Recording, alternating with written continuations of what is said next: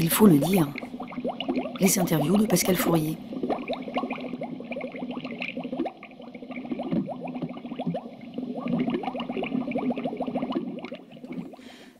Vous avez écrit récemment un livre intitulé Le Manifeste contre les accords transatlantiques, avec comme sous-titre Attentat massif contre la démocratie. Et je voudrais plutôt m'intéresser à la deuxième partie de votre livre, puisqu'on avait déjà fait une émission ensemble sur le traité transatlantique, le traité de libre-échange entre les USA et l'Union européenne. Alors, du coup, j'avais une petite question, parce que ça m'a pas mal interrogé, votre livre. Tout récemment, les syndicats ont appelé à une grande manifestation sur le pouvoir d'achat, la défense du service public et plein d'autres choses comme ça. C'était d'ailleurs même une manifestation un peu fourre-tout. Mais il n'y avait pas du tout de mise en cause de la mondialisation, c'est-à-dire du libre-échange, et puis de ce qui lui est lié, la recherche de la compétitivité. Or, vous, dans le livre, vous dites que le lien entre le libre-échange, donc avec ces accords qui sont mis en place, TAFTA, CETA, TISA, il y a un certain nombre d'acronymes, justement, il faudrait les mettre réellement en lien avec ces mesures d'austérité salariale, de réduction des moyens des services publics, de budget et des dépenses des États en baisse que prône l'Union européenne. Et je n'arrive pas clairement à voir pourquoi on doit faire ce lien entre ces deux politiques que mène l'Union européenne, d'une part des mesures qui visent, je ne sais pas, qu'on pourrait peut-être appeler mesures austéritaires, et les accords de libre-échange qu'ils sont en train de défendre au niveau international. Parce que simplement, ce sont les deux faces d'une même médaille, en réalité.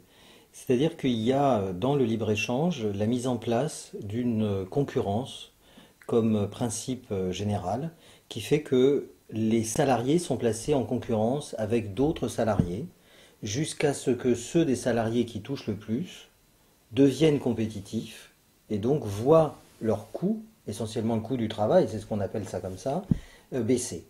Et vous avez remarqué que toutes les politiques qui sont menées au nom de la compétitivité des entreprises, arrivent nécessairement à baisser et les dépenses sociales, et les retraites, et tout ce qui est dépenses publiques, ce que l'OCDE d'ailleurs a théorisé en appelant ça à une époque les dépenses passives, celles qui en gros dans son esprit ne servent à rien, et également la concurrence avec les territoires, c'est-à-dire que les territoires les collectivités territoriales sont amenées à être en concurrence les unes avec les autres, et donc à baisser considérablement ce qu'on appelle les impôts, les charges qui pèsent sur les entreprises, par une diminution constante de l'imposition sur les entreprises, et donc diminution des impôts veut dire nécessairement diminution du financement des services publics.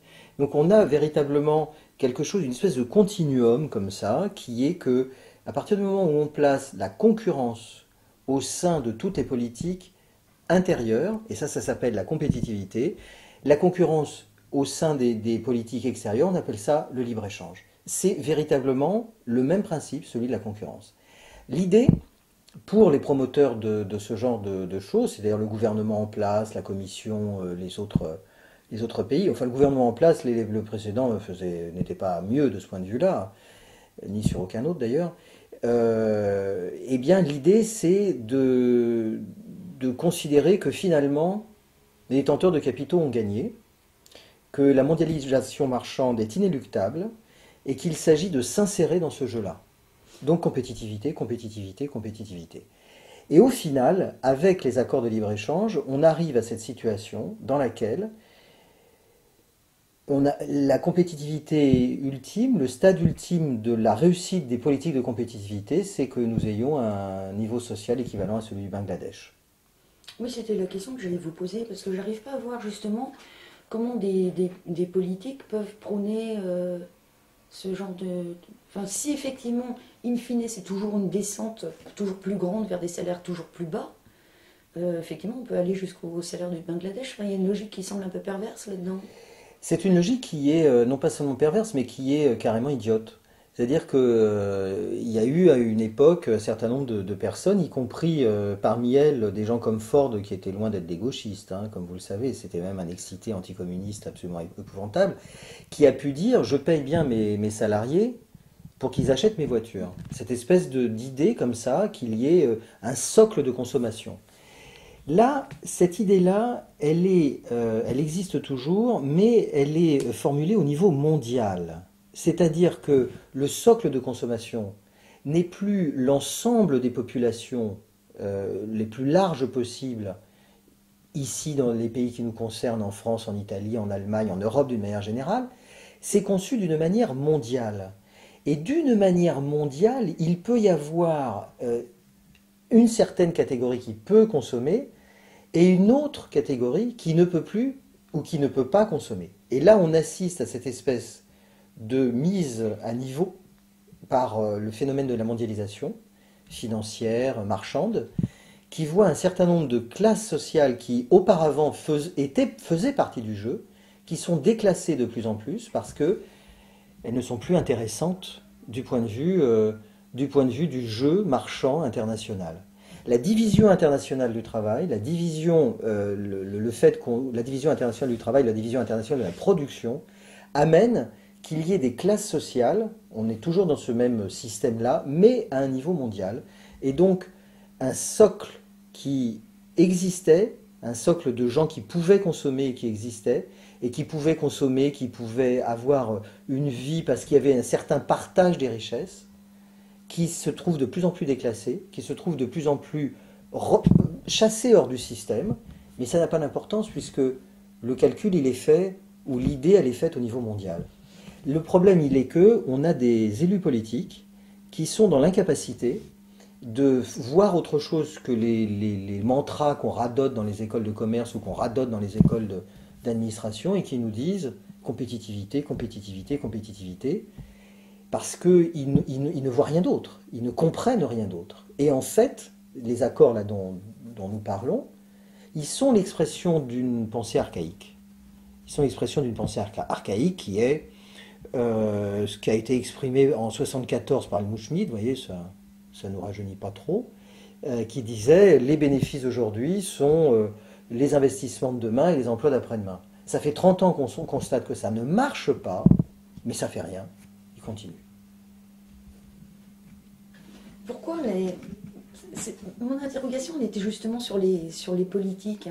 Normalement, quand on est un politique, on est bien élu d'une entité géographique X avec une population X. Et normalement, on est censé, je dois être terriblement naïve,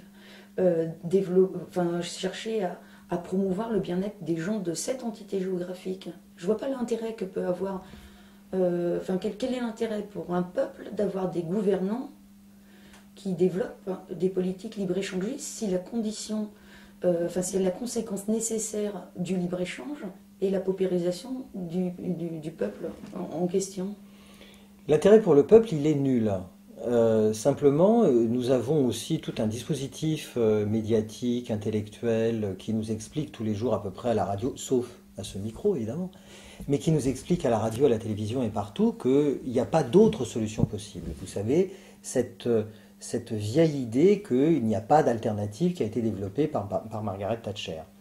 On est aujourd'hui dans une situation politique paradoxale. C'est que les populations se rendent compte qu'il y a des alternatives et qu'il ne faut pas continuer dans cette situation-là. Les élus politiques sont en retard, les élus politiques n'ont pas encore capté, les élus politiques sont, encore une fois, ils préparent toujours la guerre précédente, vous savez, hein, ils sont en train de préparer la guerre qui précède.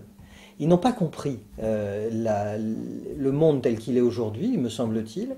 Et en fait, ils ont comme seul mantra de dire il faut que nous nous insérions dans le jeu, et pour nous insérer dans le jeu, il faut absolument nous plier. Alors, évidemment, il y a des conséquences sociales néfastes, mais en fonction de ce qu'on a au pouvoir, soit des conservateurs libéraux convaincus et décomplexés, les conséquences sociales, on traite ça par-dessus bord, soit on a des libéraux entre guillemets socialistes, c'est-à-dire libéraux honteux, Et là, on a non pas un traitement social plus bénéfique, parce qu'il ne faut pas exagérer quand même, mais on a les discours moralisateurs. Et donc la différence entre les deux, c'est le discours. À ce moment-là, parce qu'effectivement, si on ne peut pas compter sur les politiques, je me disais, mais alors les syndicalistes, les altermondialistes, la gauche de gauche, pourquoi justement ils ne posent pas cette analyse et cette mise en cause fondamentale du libre-échange qui sans doute est nécessaire?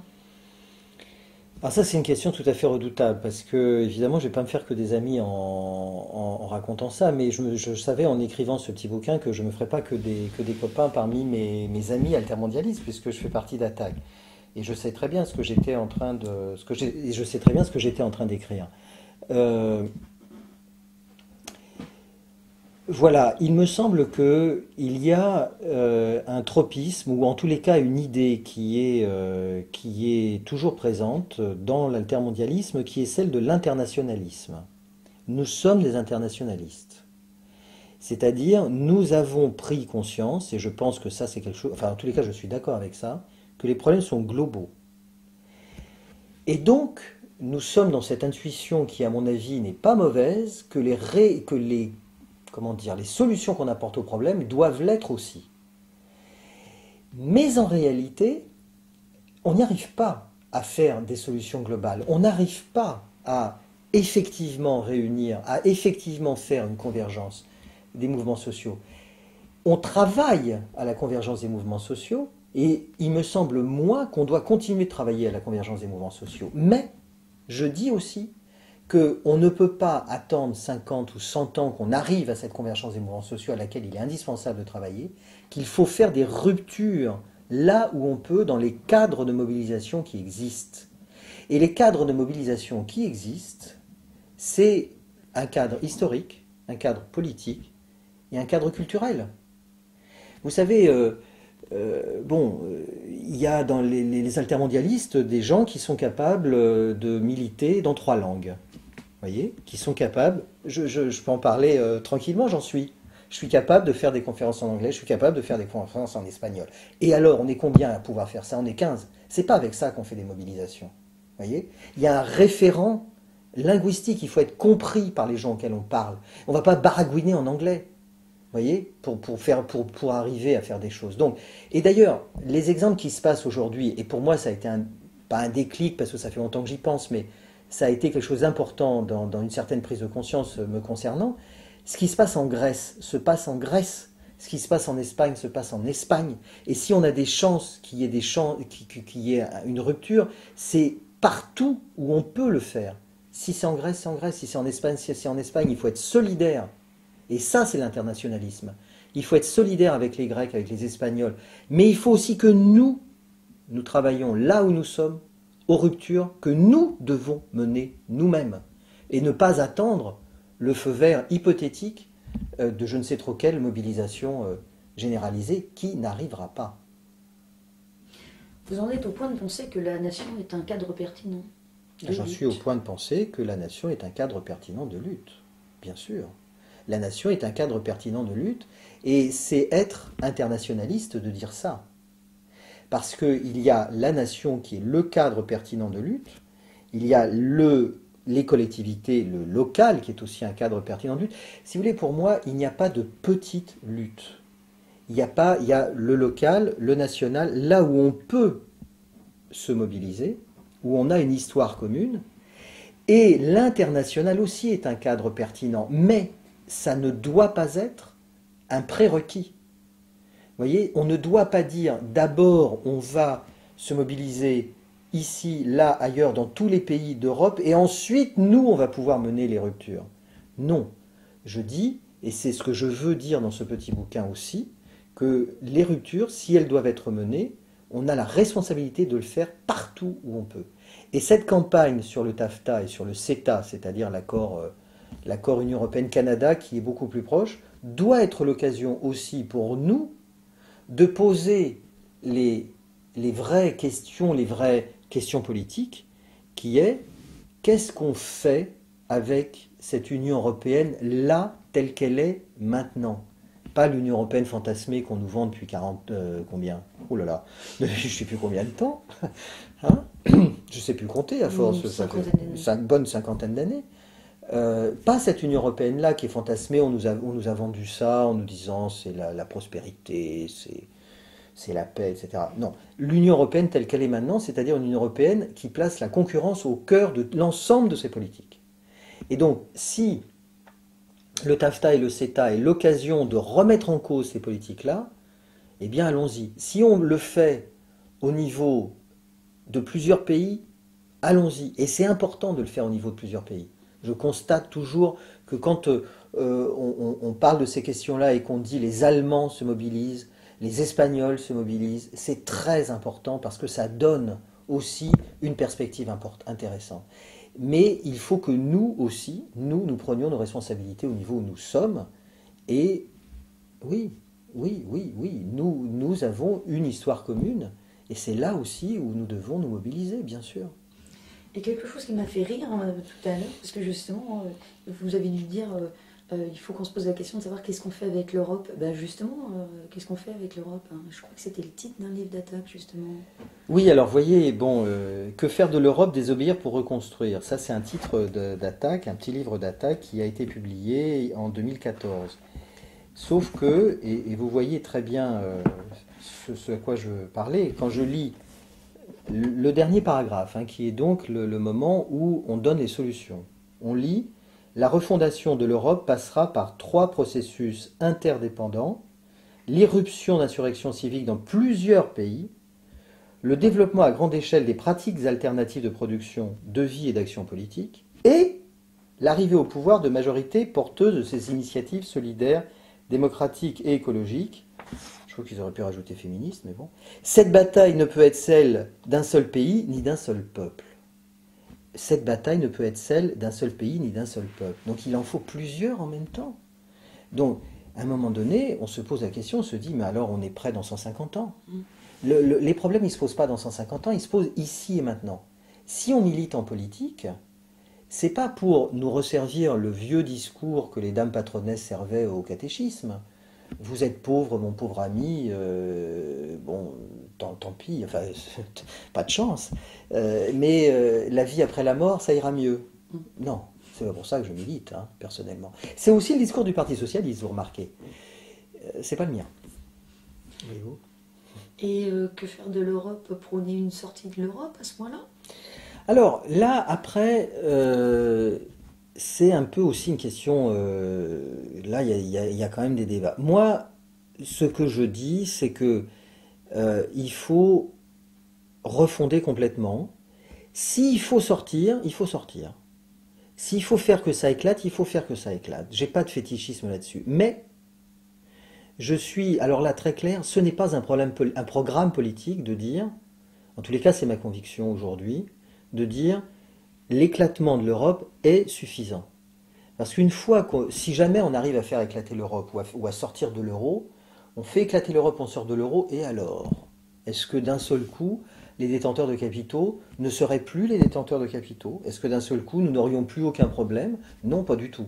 Simplement, on aura déplacé le curseur du problème, on en aurait d'autres qui seraient formulés différemment autour de la dette libellée en euros, etc. On en aurait d'autres. Donc, pour moi, ce n'est pas en soi un programme politique. Le programme politique, il consiste à dire, nous ne voulons plus de cette Union européenne qui grave dans le marbre la concurrence. Nous voulons une coopération avec qui le voudra bien à l'intérieur de cette zone géographique historiquement cohérente qu'est l'Europe, sur des bases de mise en place de la démocratie. C'est-à-dire, on met en place...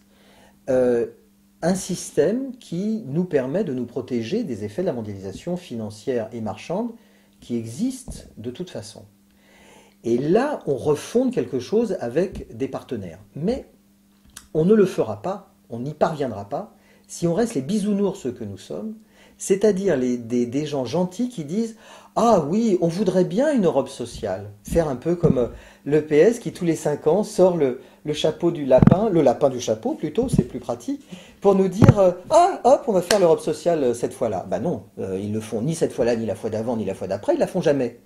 Parce qu'il n'y a jamais un moment donné où on est suffisamment crédible par rapport à nos partenaires et où on dit « Attention, la France, qui est quand même un pays clé dans l'Union européenne, attention, la France, là, a cessé de rigoler. Moi, ce que je suis en train de préconiser, c'est une chose simple. La France, et nous, c'est notre responsabilité comme militants politiques progressistes, la France siffle la fin de la récréation. C'est terminé, on ne va pas plus loin. Voilà ce que je dis. Après, s'il faut faire éclater une structure pour en faire une autre, moi ça ne me dérange pas, on appellera ça comme on voudra et on fera ça sur une autre base. C'est plus du tout du ressort d'une personne seule assise devant une table de dire ce qu'il faut faire. Vous voyez, après il y a un processus démocratique, mais c'est ça que je préconise. Et il me semble que l'urgence vient aussi de ce que si c'est pas nous, progressistes, qui faisons ça, qui démarrons cela, on sait très bien qui le fera et à quelles conditions. C'est-à-dire, ce ne seront pas les progressistes. On a en France le Front National, il y a dans d'autres pays aussi des formations politiques de ce type-là. Aujourd'hui, moi je suis convaincu que les gens en France ne sont pas soudainement devenus crypto-fascistes pour 25% d'entre eux. Non, pas du tout. J'y crois pas une seconde à ça. Je pense simplement que les gens vont vers le Front National parce qu'ils se disent, voilà, lui ou elle, puisqu'en plus il y a le talent de Marine Le Pen, elle est capable de renverser la table. Et moi, ce que je préconise, c'est, eh bien, on ne va pas laisser ce rôle-là à l'extrême droite, mais nous, on va effectivement l'assumer, puisqu'on ne peut évidemment pas compter sur le Parti socialiste qui n'est pas réputé pour son ardeur au combat. C'est une litote.